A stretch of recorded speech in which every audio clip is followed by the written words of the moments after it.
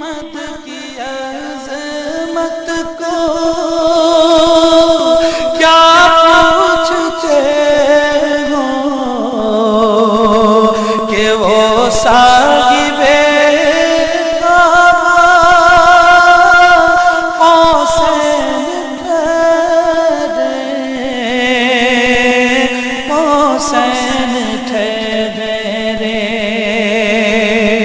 بشر کی سرے عرش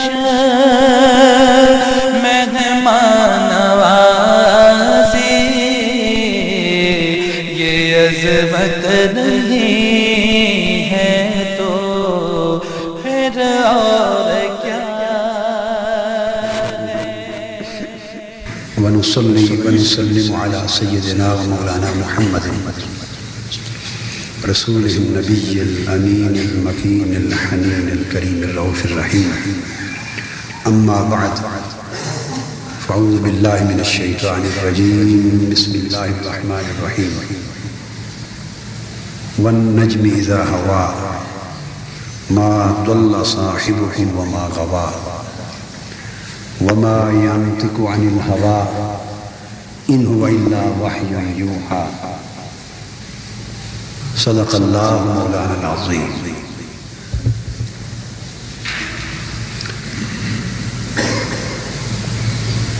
معزز خواتین و حضرات، اللہ رب العزت کا شکر ہے جس کی توفیق سے ہمیں حضور نبی اکرم صلی اللہ علیہ وآلہ وسلم کی غلامی کے باعث دنیا اور آخرت کی بے بہا نعمتیں، سعادتیں اور دولتیں نصیب ہوئی. ان عظیم نعمتوں میں سے ایک نعمت بلکہ نعمت عظمیٰ حضور صلی اللہ علیہ وآلہ وسلم کا معجزہ معراج. یعنی جہاں معراج حضور علیہ السلام کا معجزہ ہے اور جہاں وہ معراج حضور علیہ السلام کی حیات طیبہ کے لیے اللہ تعالیٰ کی ایک نعمت عظمیٰ ہے، وہاں وہ امت کے لیے بھی عظیم نعمت ہے. یعنی اللہ تعالیٰ کی بارگاہ سے جو امت کو نعمت نصیب ہوئی، حضور علیہ السلام کی ذات گرامی کی شکل، آپ کی نبوت و رسالت اور آپ کی ذات پاک اور آپ کے طفیل سے قرآن مجید کا ملنا اور آپ کے صدقے سے دین اسلام کا ملنا اور ایمان کا ملنا، ان نعمتوں کے بعد امت کے لیے آقا علیہ السلام کے معجزات کے واسطے سے نصیب ہونے والی جو نعمتیں ہیں، کوئی نعمت بھی معجزہ معراج کی نعمت اور اس کی برکت سے بڑھ نہیں ہے.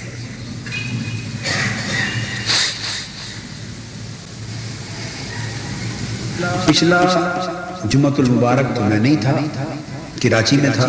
اس سے قبل خطاب جمعہ میں نے سورہ نجم یہ پہلی ابتدائی آیات کی تلاوت کر کے اس کی تفسیر اور تعبیر و تشریح کا روحانی اور عارفانہ پہلو بیان کیا تھا، جس میں نے عرض کیا کہ اللہ رب العزت نے نفس محمدی صلی اللہ علیہ وآلہ وسلم کی قسم کھا کر فرمایا، قسم ہے نفس محمدی کی صلی اللہ علیہ وسلم جو نفس ہو کر نفسانیت سے فنا ہو گیا. نفس ہو کر یعنی پچھلے پورے خطاب جمعہ کو اگر ایک جملے میں بند کیا جائے، خلاصہ بیان کروں ایک جملے میں، تو قسم ہے اس نفس محمدی صلی اللہ علیہ وآلہ وسلم کی جو نفس ہو کر نفسانیت سے فنا ہو گیا یا مطلع نفسانیت سے غروب ہو گیا.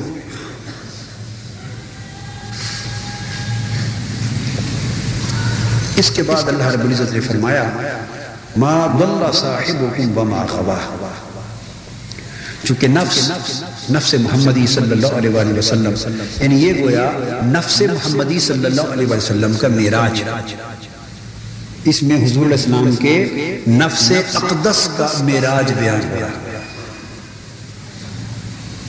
یہاں ایک بات سمجھا دوں، وہ یہ کہ اس وقت میرے ذہن میں نہیں کہ میں نے اس جمعہ پہ یہ بات کہی تھی یا نہیں، اگر نہیں کہی تو اضافی طور پہ آپ سن لیں، اگر کہی ہے تو یہ تکرار ہو جائے گا، یا دہانی صحیح مجھے ذہن میں نہیں۔ آپ کو یاد ہے ماہ رمضان مبارک میں اور اعتکاف میں میں نے نفوس سبع کی 7 نفسوں کی بات کی تھی۔ اسی طرح لطائف بھی 7 ہیں۔ بعض بزرگوں نے اور اولیاء کرام اور عرفاء اعظام نے 5 لطائف بیان کیے ہیں، لطائف 5، بعضوں نے لطائف 6، 6 لطائف بیان کیے، بعضوں نے لطائف 7 لطائف بیان کیے۔ اگر تمام عرفاء اور اولیاء کی جو تحقیقات ہیں ان کو جمع کر لیا جائے تو کل زیادہ سے زیادہ 7 لطائف بیان ہوئے۔ لطیفہ یہ بھی آپ سمجھیں کہ انسان کے اندر جو باطنی ملاقات ہیں، باطنی اور روحانی ملاقات اور باطنی اور روحانی صلاحیتیں اور باطنی اور روحانی استعدادیں جن سے نسبت ڈیولپ ہوتی ہے، ملکہ بنتا ہے، نسبت بنتی ہے، تو بڑھتے بڑھتے وہ ایک خاص مقام روحانیت اور باطنی اور روحانی زندگی میں ایک خاص کیفیت ہے جس کو لطیفہ کے ساتھ تعبیر کرتے ہیں۔ ایک خاص باطنی اور روحانی کیفیت ہے جس کو لطیفہ کہتے ہیں، اور یک بعد دیگرے ان لطائف وہ لطائف کھلتے ہیں، ان کا اجرا ہوتا ہے، اور ہر لطیفہ کے کھلنے اور اجرا ہونے سے اس سے متعلق طرح طرح کے انوار و تجلیات اور روحانی برکات اور سعادات اور مالا اعلیٰ سے فیوزات نصیب ہوتی ہیں۔ اب اس کی مثال یوں سمجھ لیں جیسے یہ جسم میں 5 حواس ہیں، جسم میں یعنی آنکھ ہے، آنکھ سے ہم سنتے ہیں، اس کو کہتے ہیں باصرہ، دیکھتے ہیں، باصرہ۔ کان سے جو حس پیدا ہوتی ہے اس کو کہتے ہیں حس سامعہ۔ ناک سے ہم سونگتے ہیں، اس سے جو حس پیدا ہوتی ہے اس کو کہتے ہیں حس شامہ۔ زبان سے چکھتے ہیں، اس سے جو حس جنم لیتی ہے یا جو حس اس مقام پر پائی جاتی ہے یا جس حس کا اجرا زبان سے ہوتا ہے اس کو کہتے ہیں حس ذائقہ۔ ہاتھ سے چھوتے ہیں، مس کرتے ہیں، لمس، تو جس حس کا اجرا اس ہاتھ سے مس کرنے سے ہوتا ہے اس کو کہتے ہیں حس لامس۔ تو گویا جسم کے 5 حواس ہیں، ان کو حواس 5 ظاہری کہتے ہیں، انگلش میں 5 سینسز کہتے ہیں، فزیکل سینسز، یعنی دیکھنا، سننا۔ اب یہ تو سمجھ آ رہی ہے نا آپ کو؟ اس سے جسم اپنی معلومات گویا اس ذریعے سے حاصل کرتا ہے۔ آپ آسان طریقے سے یوں سمجھ لیں کہ وہ معلومات جو ہم حاصل کرتے ہیں ان معلومات کو حاصل کرنے کے یہ ذریعے، گویا یوں سمجھیں کہ ظاہری معلومات کو حاصل کرنے کے یہ ذریعے کون کون سے؟ دیکھنا، اگر میں آپ کو نہ دیکھوں، آنکھیں بند کر لوں تو آپ بیٹھے ہیں یا نہیں مجھے علم ہوگا؟ بولیے۔ تو آپ کے ہونے کا یا میرے بیٹھنے کا آپ جو معلوم کر رہے ہیں، علم حاصل کر رہے ہیں، وہ دیکھنے کے ذریعے سے حاصل کر رہے ہیں۔ اسی طرح سننا، اگر آپ کے کان، کسی کے کان پیدائشی بند ہوں، بالکل کلیتاً بہرا ہو، اور میں خطاب کرتا رہا ہوں، 2 گھنٹے کرتا رہا ہوں، اس کو پتا چلے گا کہ کون بولا اور کیا بولا، اس نے کیا کہا؟ تو گویا یہ جو سنتے ہیں اور پھر سننے کے ذریعے سے سمجھتے ہیں، اس کا ذریعہ کیا ہے؟ سننا، سامع۔ اسی طرح کڑوا، میٹھا، ذائقہ، مرچیں زیادہ ہیں، سالن پکا، آپ نے کھایا، لقمہ پہلا ہی کھایا، مرچیں زیادہ تھی، تو اللہ معاف کرے اور اللہ ہدایت دے، بیوی کو گالی دے دی، پھکڑ دے دی۔ بہت سے لوگ ایسے پاکستانی لوگ نہیں کرتے ہیں۔ اب تو آپ نے ایسا رسپونس دیا جیسے کوئی بڑی عجیب بات سنی، یہاں ہوتا ہی نہیں۔ میں ہاتھ تو کھڑے نہیں کرواتا، مگر آپ ہی میں سے کئی بادشاہ ہوں گے کہ مرچیں زیادہ ڈال دی، سالن زیادہ ڈال دیا تو بیوی کی شامت آ جاتی ہوگی۔ ایمان سے کہیں آتی ہے کہ نہیں آتی؟ یہ بھی ایک سبق کی بات ہے، نفس کی بات ہو رہی ہے کہ آقا کے نفس کی قسم جو نفسانیت سے فنا ہو گیا، اور بھئی مرچیں زیادہ پڑ گئی یا نمک زیادہ پڑ گیا، اس میں غصے جلال کی کون سی بات؟ یہ بیوی کے گلے پڑ گئے، وہ بھی انسان ہے، وہ بھی یہ ایک سبق سمجھا رہا ہوں، وہ بھی ایک انسان ہے، اور آپ کو یہ بھی معلوم ہونا چاہیے کہ سالن پکا کے دینا شرعاً اس کے فرائض میں ہے ہی نہیں، وہ پکا کے کھلاتی ہے تو یہ اس کا احسان ہے، اور جو ایسا سمجھے وہی انسان، جو ایسا نہ جانے وہ حیوان ہے۔ اب یہ شاعری بن گئی۔ مجھے معلوم ہے کہ نیچے بہنیں بیٹیاں اس بات پہ آج خوش ہو رہی ہوں گی، ان کو ہونا چاہیے، کیونکہ میں شرعی مسئلہ بیان کر رہا ہوں۔ ان کا حق کون بیان کرے گا؟ مرد آج کل جابر ہو گئے، کچھ شریعت کا ڈنڈا لے لیتے ہیں ہاتھ میں، کچھ جہالت کا ڈنڈا لے لیتے ہیں، جعلی ڈنڈا، روب جماتے ہیں، ناجائز دبانا، نمک زیادہ پڑ گیا، مرچیں زیادہ پڑ گئی، سارا دن کام کر کر کے آئے تو تھک کے آتے ہیں تو روٹی سالن وقت پہ نہیں ملا، دیر ہو گئی، جلال میں آ گئے، آتے ہیں کہ نہیں؟ اچھا آپ اگر سارا دن کام کر کر کے آئے تو اسے سارا دن بستر پہ آرام فرماتی رہتی ہے آپ کی بیوی بیچاری، وہ سارا دن کام نہیں کرتی۔ یہ میں نفسانیت کی بات کر رہا ہوں، بائی دی وے، اس کو موضوع سے ہٹا ہوا نہ سمجھیں، موضوع سے ہے اسی دائرے میں کہ نفس نفسانیت سے فنا ہو گیا، تو اگر کامل بننا ہے تو نفسانیت کو فنا کرنا، نفسانیت کو فنا کرنا ہے۔ تو کھانا دیر سے پک گیا، اگر آپ کام کر کے آئے ہیں تو وہ کام نہیں کرتی، سارا دن صبح اٹھی آپ کے ناشتے سے لے کر 3 کھانے پکاتی ہے بیوی، ناشتہ کرواتی ہے پورے گھر والوں کو، بیٹیاں ہوتی ہیں تو وہ بھی تعاون کرتی، پھر وہ بیویاں ہو جاتی ہیں، پھر وہ اٹھا لیتی ہیں، وہ پھر دوپہر کا کھانا پکاتی ہے، پھر شام کا پکاتی ہے، گھر کی جھاڑ پھونک اور صفائی یہ خود کرتی ہے، یہ ملازمہ ہو تو صاف ظاہر کچھ تعاون کرتی ہے، برتن دھو، کپڑے دھو یا دھلوا، سارے گھر کی نگرانی کر، بچوں کی دیکھ بھال کر، پورے گھر کا جو صبح سے شام تک وہ نہیں جی آپ کی تو طبیعت خراب ہو جائے تو آپ تو لیٹ جاتے ہیں، اور گھر کا کام پڑا ہو اور بیوی کی طبیعت خراب ہو وہ لیٹے گی کام چھوڑ کر، اس نے تو کر کے ہی سونا ہے، آدھی رات ہو جائے۔ اگر آپ کی طبیعت خراب ہے، آپ صبح جلدی نہیں اٹھیں گے، مگر بچوں کو اسکول بھیجنا ہے، آپ تو جس وقت چاہیں اٹھیں، مگر بیوی بھی اگر اس کی بھی طبیعت خراب ہو، بخار بھی ہو، وہ یہ فائدہ لے سکتی ہے پریولیج کہ میری طبیعت خراب ہے آج میں نہیں اٹھتی؟ بولیے، اگر اس کو بخار ہو اور سکول نہ بھیجے بچوں کو، آپ صبح اٹھے تو جلال میں آئیں گے کہ نہیں کہ بچوں کو لیٹ کروا دیا، چھٹی کروا دیا؟ یعنی آپ دیکھیں کہ کتنے گوشے ہماری انسانیت کے کمزور ہیں کہ ہم اپنے ایک پارٹنر کو جو یہ سارے کام بطور احسان کرتا ہے، بھلائی کے طور پہ کرتا ہے، کیا ہم اس کو بھلائی اور احسان سمجھتے ہیں؟ ہم سمجھتے ہیں کہ ہمارا پیدائشی حق ہے، اس کا فرض ہے۔ بہت سے کام آپ کرتے ہیں اس کے لیے احسان کے طور پر، اور بہت سے کام وہ کرتی ہے آپ کے لیے احسان کے طور پر۔ تو مسلمان وہ ہے جو ایک دوسرے کے احسان کو مانے اور احسان کا بدلہ احسان سے چکا ہے۔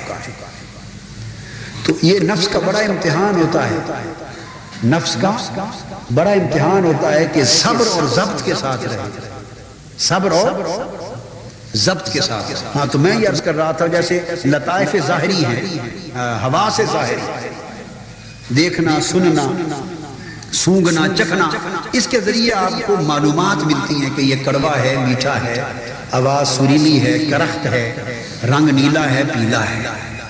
اگر سننا، دیکھنا، چکھنا، سونگنا یہ حواس بند ہوں تو آپ کو پتا، لیکن یہ رکھ لیں کہ یہ ذریعہ ہے، یہ کیا ہے، مگر یہ اس ذریعے سے جو جمع ہوتی ہیں معلومات وہ دماغ میں جاتی ہیں، اور علم وہاں دماغ میں جا کر بنتا ہے، کان میں نہیں بنتا۔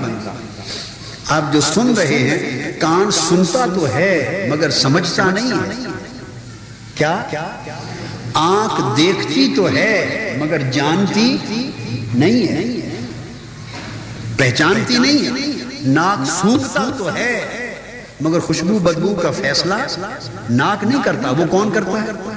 عقل کرتی۔ تو یہ معلومات فوری اوپر بھیج دی جاتی ہے، فوری اوپر منتقل کر دی جاتی ہے عقل کے کارخانے میں، وہاں عقل کا کارخانہ کام کر کے اس کو علم بنا دیتا ہے۔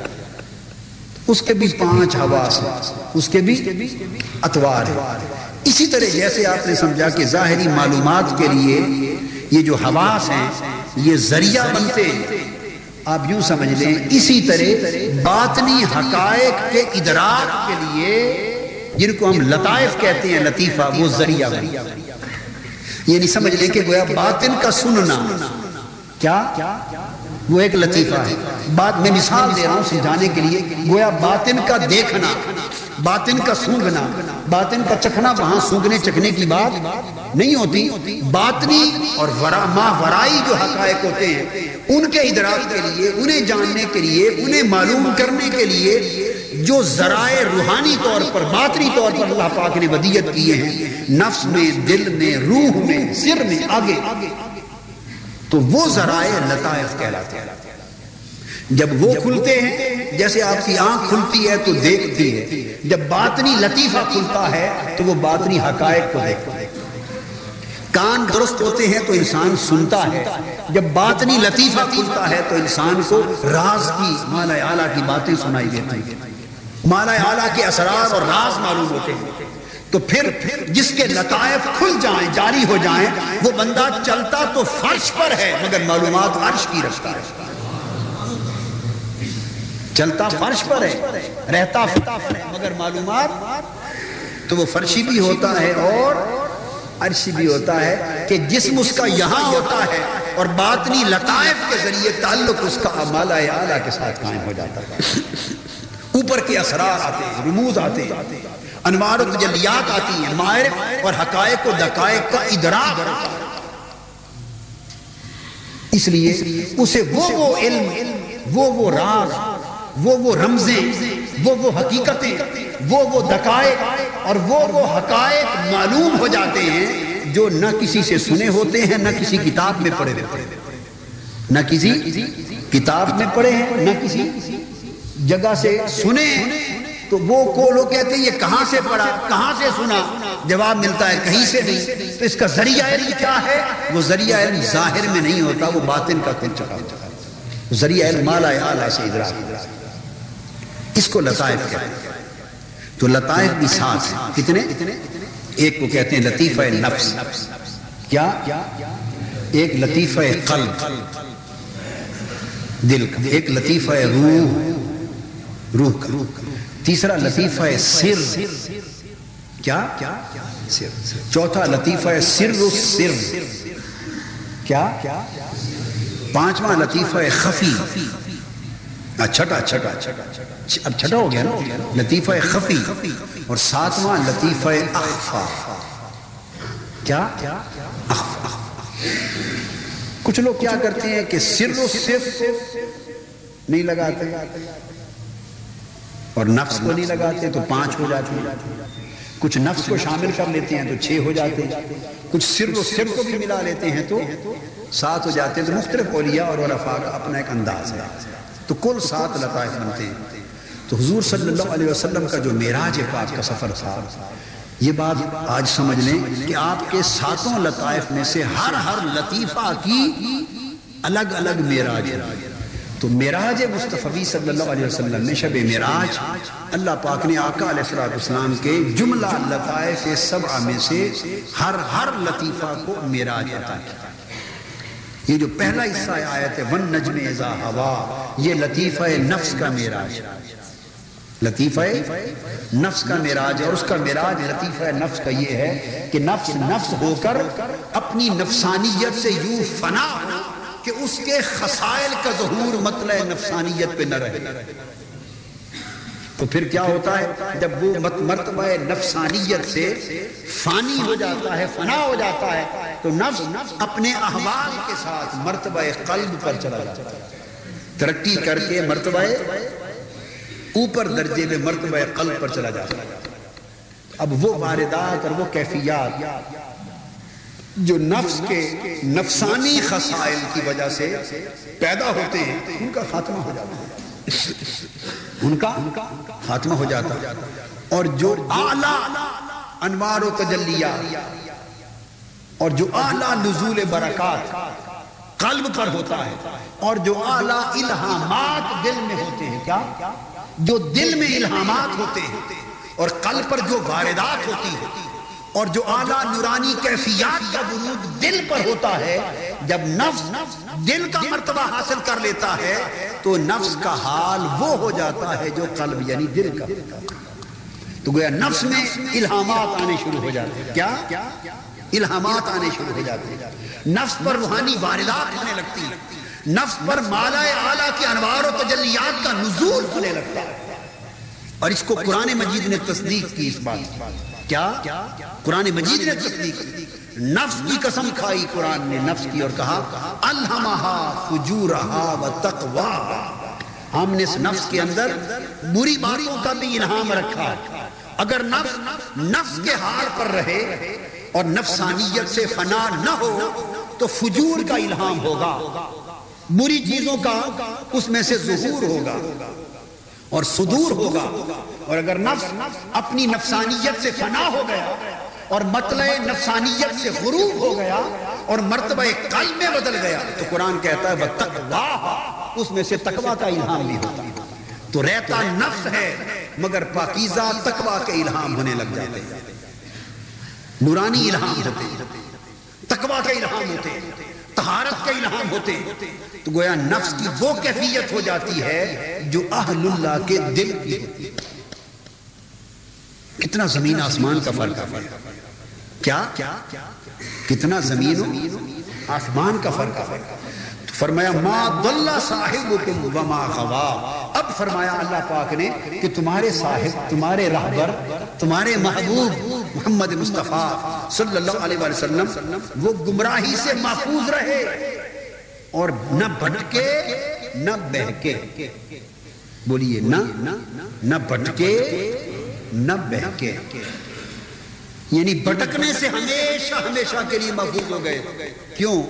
اس لیے کہ بھٹکنا نفس کا کام ہے، بھٹکاتا کون ہے؟ نفس۔ اور اگر نفس مرتبہ نفس سے سفر معراج کے ذریعے مرتبہ قلب پر، مرتبہ دل پر جا پہنچے، قلب کے مرتبے پر، اور اس کی نفسانیت فنا ہو جائے اور مرتبہ قلب پر فائز ہو جائے تو کیسے بھٹکے گا؟ نفس ہو کر بھی نفس نہ رہا، نفس ہو کر بھی نفس نہ رہا، کیونکہ نفسانیت سے فنا ہو گیا۔ تو قرآن نے کہا ما ضل صاحبکم، اب وہ ضلال سے یعنی بھٹکنے سے محفوظ ہو گئے۔ آقا علیہ السلام بھٹکنے سے محفوظ ہو گئے۔ یہاں ایک بات اور کہہ دوں کہ یہ معراج، بھٹکنے سے محفوظ ہونا، صرف شب معراج نہیں ہوا۔ شب معراج تو ایک خاص معراج تھا جس میں بیک وقت 7 لطائف کا معراج ہوا، اور وہ معراج اتنا بلند ہوا کہ مقام قاب قوسین او ادنا تک جا کے اس کی رسائی ہوئی۔ 7 لطائف کا بیک وقت معراج ہوا۔ وہ معراج مکانی بھی ہوا، وہ معراج لا مکانی بھی ہوا، اور وہ معراج قاب قوسین او ادنا کی رفعتوں تک پہنچا۔ یہ معراج خاص تھا، ایک مصطفیٰ صلی اللہ علیہ وآلہ وسلم کا معراج عام تھا۔ وہ پیدائش سے لے کر تاتم وصال ہر لمحہ معراج جاری ہے، ہر لمحہ معراج۔ تو یہ نہ سمجھیں کہ حضور علیہ السلام کے نفس کا یہ معراج کہ وہ نفسانیت سے فنا ہوا، یہ تو کمال تھا معراج کا، یہ معراج کا معراج نفس کا کمال تھا۔ مگر اس کا مطلب یہ نہیں کہ اس رات جا کر حضور کو نفسانیت سے خلاصی ملی، یہ نفسانیت سے آقا کا نفس اس رات فنا ہوا نہیں، وہ تو آقا پیدا ہوئے تو نفس نفسانیت سے فنا کر دیا گیا۔ اس لیے حضور علیہ السلام کا بچپن بھی گزرا، لڑکپن بھی گزرا، مگر نفسانیت نہ بچپن میں کبھی ظاہر ہوئی، نہ لڑکپن میں ظاہر ہوئی، نہ نوجوانی میں ظاہر ہوئی، نہ جوانی میں ظاہر ہوئی، نہ شباب میں ظاہر ہوئی، نہ اعلان نبوت تک ظہور ہوا، نہ معراج کی رات تک ظہور ہوا، اور نہ تعدم وصال ظہور ہوا۔ نفسانیت تو پہلے روز سے فنا تھا۔ آپ کہیں گے کیسے؟ آپ کہیں گے یہ کیسے ہوا؟ تو آپ نے سنا اور پڑھا ہوگا، اور میری جو کتاب ہے سیرت النبی کی، سیرت الرسول کی جلد 2، سیرت الرسول کی، جس میں حضور صلی اللہ علیہ وسلم کے بچپن کا ذکر ہے نا، رضاعت کے زمانے کا، حضرت حلیمہ سعدیہ رضی اللہ تعالیٰ عنہ کے پاس جو زمانہ گزارا دودھ پینے کا، اس بات کو پڑھیں۔ آپ کو ملے گا، اس میں حوالہ جات سے لکھا ہے اور محدثین نے اور اصحاب سیر نے بیان کیا ہے کہ حضور صلی اللہ علیہ وسلم جب دودھ پیتے بچے تھے نا 2 سال کی عمر میں، کیا 2 سال کی عمر میں تھے، تو آپ کا حضرت حلیمہ سعدیہ کی گود میں ایک اور بیٹا بھی تھا. یہ تو آپ کو معلوم ہے کہ نہیں؟ حضرت حلیمہ سعدیہ کی گود میں ایک اور. تو حضور صلی اللہ علیہ وسلم ایک پستان کا دودھ پیتے اور ایک کا چھوڑ دیتے تھے اپنے بھائی کے. ایک کا دودھ پیتے اور ایک کا بھائی کے لیے چھوڑ دیتے. مجھے بتائیے کوئی بچہ ایسا ہوتا ہے؟ اور عام طور پہ ایک پستان کے دودھ سے تو بچہ سیر نہیں ہوتا، بچہ سیر نہیں ہوتا. دونوں طرف کے دودھ سے جا کے کچھ سیرابی ہوتی ہے. تو یہ کیسے ممکن ہے کہ بچہ 2 سال کا ہو اور اس کو یہ بھی سمجھ ہو کہ میں اپنا حصہ لوں اور بھائی کا چھوڑ دوں؟ تو یہ کیا تھا کہ 2 سال کی عمر میں بھی نفس محمد صلی اللہ علیہ وسلم نفسانیت سے پاک تھا.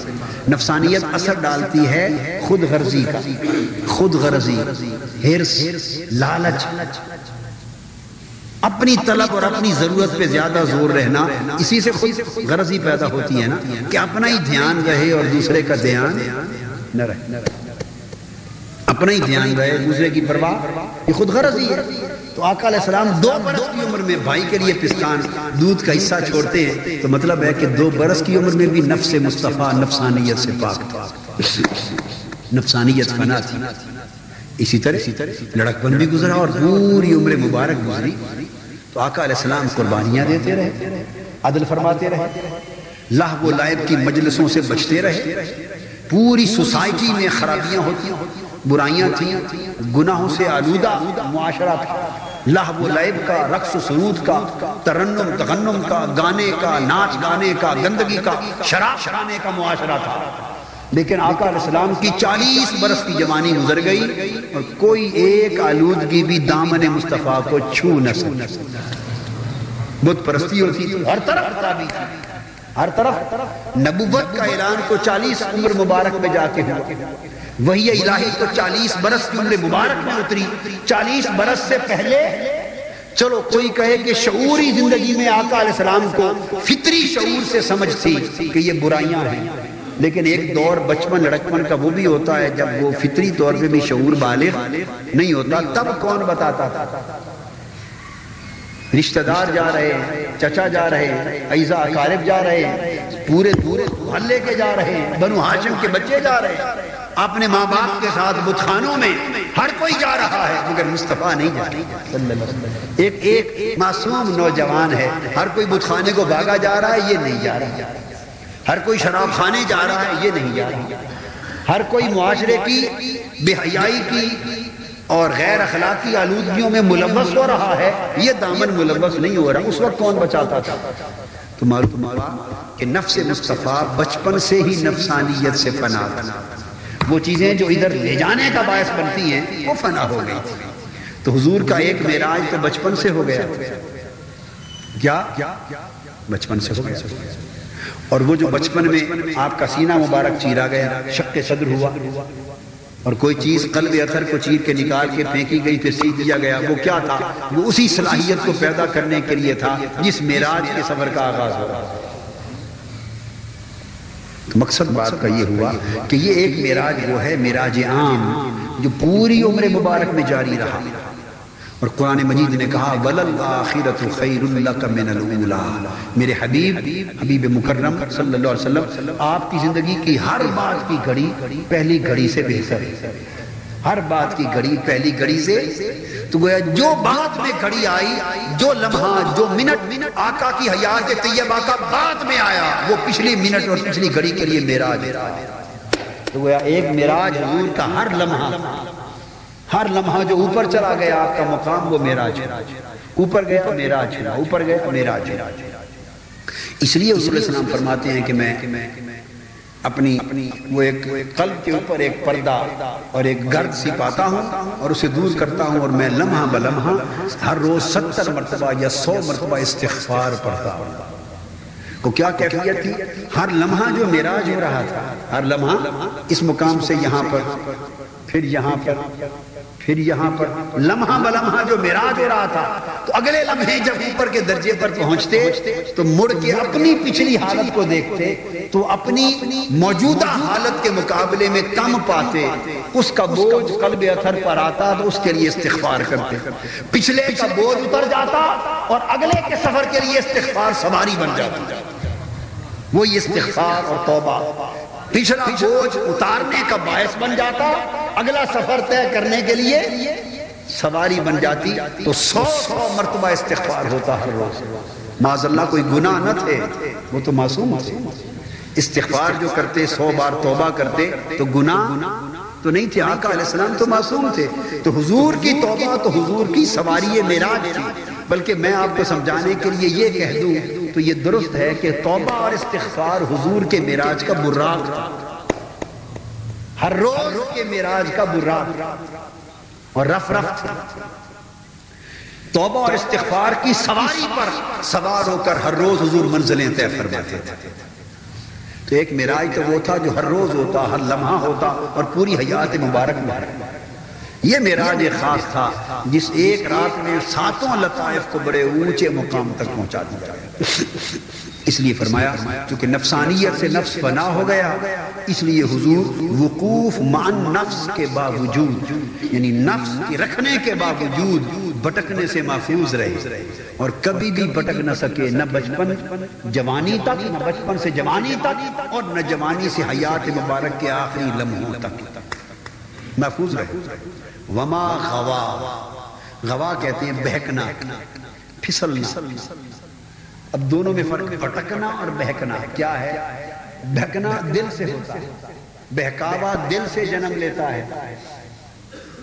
بہکنا دل جھک جاتا ہے، کبھی ادھر خواہشات کے ساتھ پرڑے میں، کبھی ان خواہشات کے پرڑے میں، تو دل اپنے میلان کی وجہ سے انسان کو راہ راست سے بہکا دیتا ہے، اور نفس اپنی خواہشات کے باعث انسان کو راہ راست سے بھٹکا دیتا ہے۔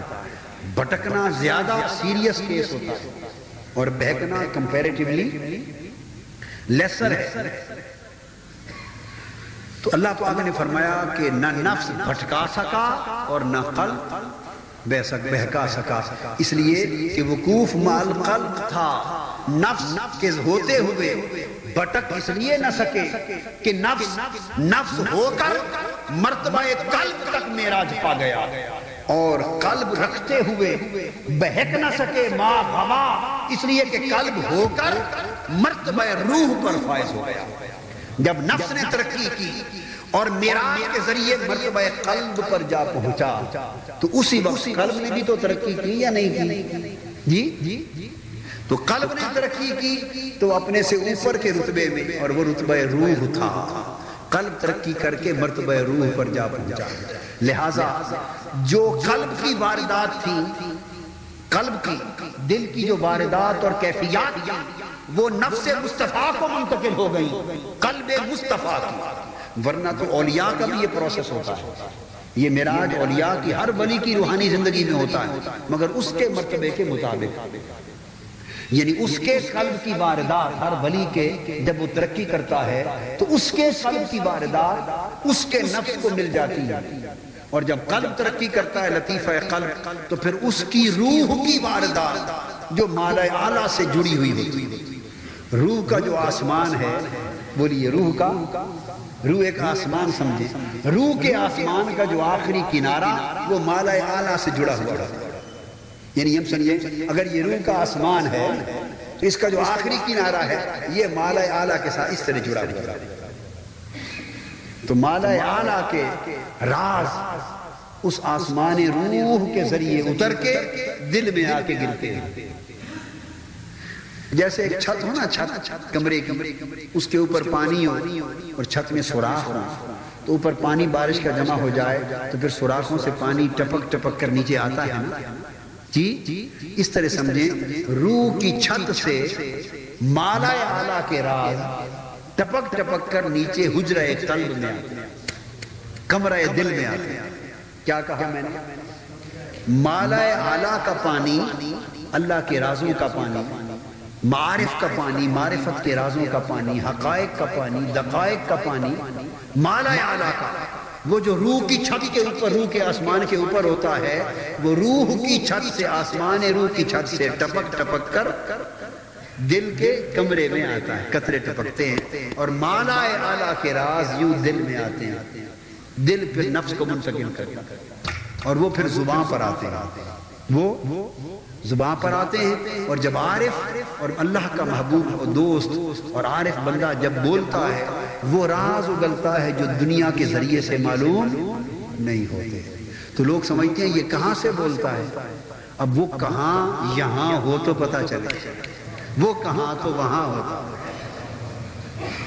یہ کہاں سے بولتا ہے اللہ کا بندہ، اللہ کا دوست، مرد ولی، مرد عارف کہاں سے بولتا ہے؟ ہم اس کہاں کو یہاں تلاش کرتے ہیں، اس کتاب کو دیکھا، اس کو دیکھا، اس کو دیکھا، اس کو دیکھا، یہ پڑھا، یہ سنا، یہ دیکھا، ایک دوسرے سے پوچھا بھائی آپ نے کہیں پڑھا، ہم اس کو یہاں تلاش کرتے ہیں، حالانکہ اس کا کہاں یہاں تو ہوتا ہی نہیں، وہ تو وہاں سے آتا ہے۔ ہماری زندگی اسی چکروں میں گزر جاتی ہے، ہماری اسی چکروں میں گزر جاتی ہے۔ بلے شاہ صاحب کہتے ہیں علم و بس کریو یا، علم و بس کریو یا، وہ علم یہاں رہتا ہے، ہکو سانو ہکو الف درکار، اس کے راز الف سے آتے ہیں، اس کے راز الف کی دنیا سے آتے ہیں، یار کی طرف سے آتے ہیں، اور وہ اسرار ٹپکتے ہیں دل کی لوح پر اور زبان سے ادا ہوتا ہے۔ تو ہم یہاں والے وہاں والی باتوں کو کیا جانیں؟ رموز سر دل بے دل چیدہ، رموز سر دل، جو دل کے سر کے راز ہیں، سر دل کے جو راز ہیں، وہ راز وہ لوگ جاننے کی کوشش کر رہے ہیں جو سرے سے دل ہی نہیں رکھتے، جو سرے سے بے دل چیدہ۔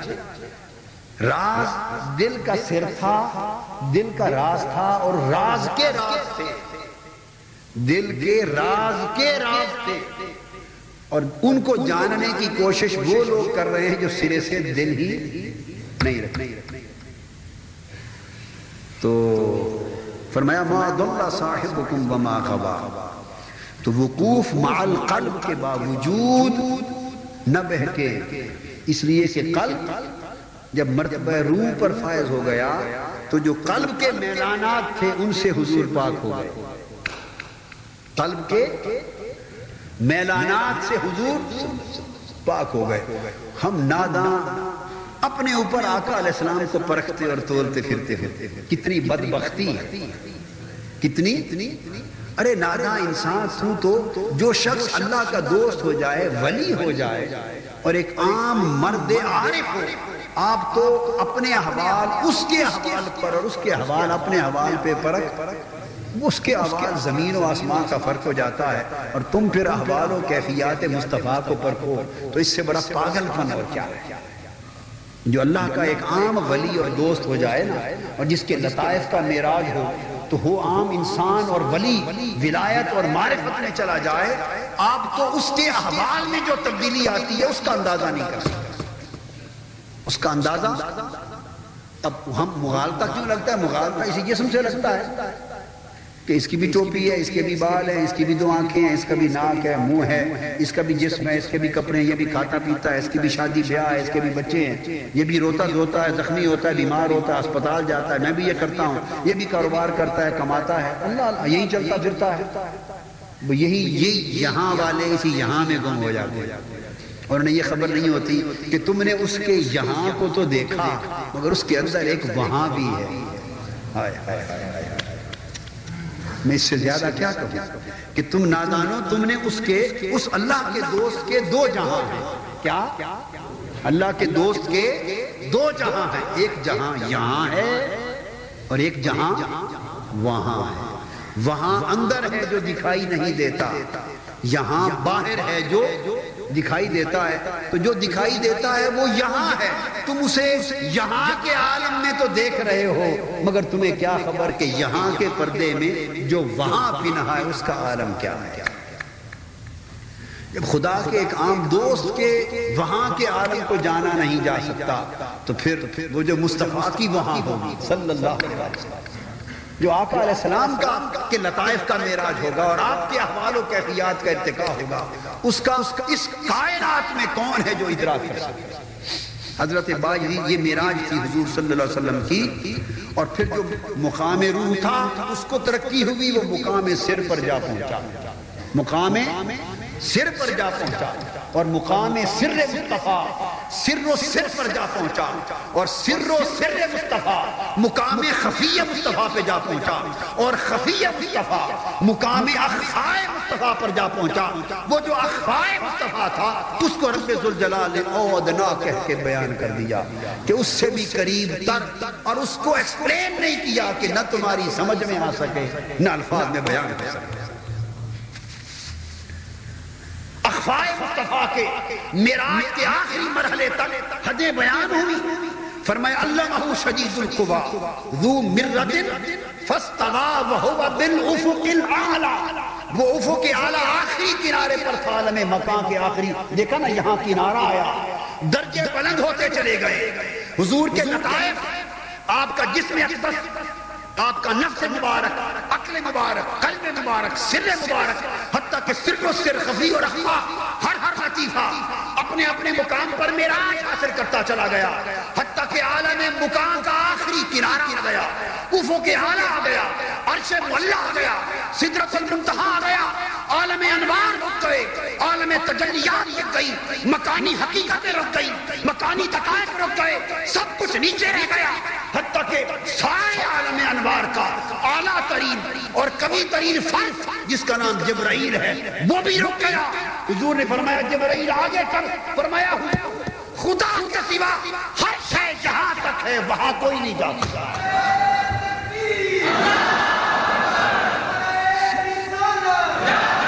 خدا کے سوا سب کچھ یہاں تک ہے، اور یہاں آ کر یہاں ختم ہو گیا، یہاں آ کر مکان ختم ہو گیا، یہاں آ کر جہاں ختم ہو گیا، یہاں آ کر ہر چیز کی پرواز کا دور ختم ہو گیا۔ حضور اس سے آگے میں نہیں جا سکتا، جل جاؤں گا۔ فرمایا اچھا جبرائیل خدا حافظ، تم یہاں کے تھے یہاں رہ گئے، ہم وہاں تھے وہاں چلتے۔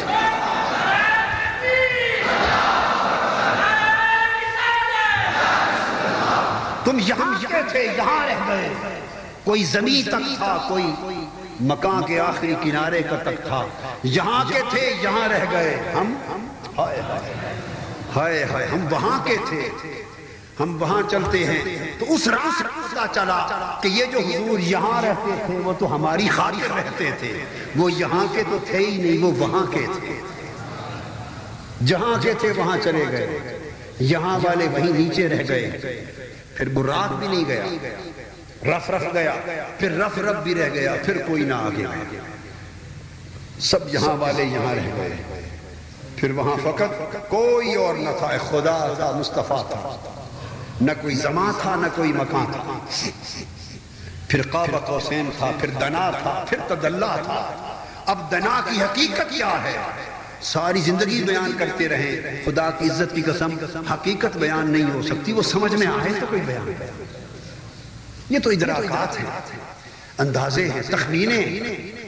دنا تھا، پھر تدلا تھا، پھر قاب قوسین تھا، اور پھر جب اخفائے مصطفیٰ کے معراج کا آخری مرحلہ آیا تو خدا نے بھی کہا اب بیان بس، اب بیان او ادنا، اس سے بھی قریب تر، کتنا؟ مولا نے کہا تم کیا جاؤ، چھوڑ دو اس بات کا، اس سے بھی قریب تر، کتنا؟ تمہیں کیا ہے؟ وہ بیان سے بھی والا، تو حضور علیہ السلام کے وہ سب معراج، تو لطائف محمدی صلی اللہ علیہ وسلم کے سارے معراج جو شب ہوئے، حضرت بستامی رحمۃ اللہ علیہ فرماتے ہیں وہ مقام حقیقت محمدیہ کی معراج کا تھا، حقیقت محمدیہ کی معراج کا تھا۔ حضرت بایزید بستامی رحمۃ اللہ علیہ فرماتے ہیں کہ ایک روز میں نے غوطہ لگایا معرفت کے سمندر میں، کیا؟ غصت فی لجۃ المعارف واقفا علی عین الحقیقت المحمدیہ، حضور صلی اللہ علیہ وسلم کی جو حقیقت محمدیہ ہے اس کے عین کا مقام جاننے کے لیے کہ عین حقیقت محمدی کیا ہے، تو معرفت کے سمندروں میں موجوں میں غوطہ لگایا کہ جانو، تو کیا دیکھا؟ فوجدت بینی و بینہا الف حجاب من نور، میں نے اپنے اور آقا علیہ السلام کی حقیقت کے درمیان 1000 اور بعض عرفاء نے کہا 70,000، بعض نے کہا 70,000، انہوں نے کہا 1000 نور کے پردوں کو حائل پایا، گویا 1000 نور کے پردوں کو حائل پایا۔ اور فرماتے ہیں کہ اگر میں لو دنوت الی الاول لاحترقت، اگر میں ان 1000 نور کے پردوں میں سے پہلے پردے کی طرف بھی قدم بڑھاتا تو جل کے راکھ ہوتا، پہلا پردہ بھی اٹھانے کی کوشش کرتا تو جل کر راکھ ہو جاتا، تو پہلے پردے کے بھی قریب باعید مستانی جیسے بھی نہ جا سکے، تو وہاں تو 1000 پردوں کے بعد حقیقت محمدی آ گیا۔ ہائے ہائے ہائے، کوئی مثل نہیں ڈھولن دی، چپ کر مہر علی اتھے جا نہیں بولن دی، وما علینا الا البلاغ۔ محمد کی عظمت کو کیا پوچھتے ہو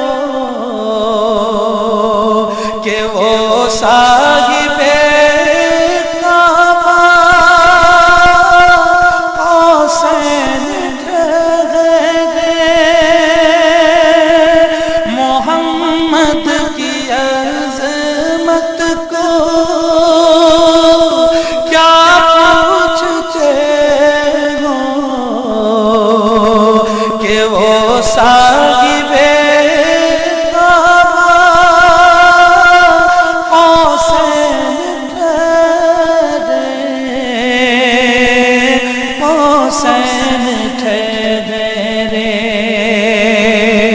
بشر کی سر عرش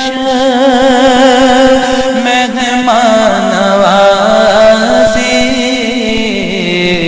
یہ عظمت نہیں ہے تو پھر اور کیا ہے؟ بشر کی سر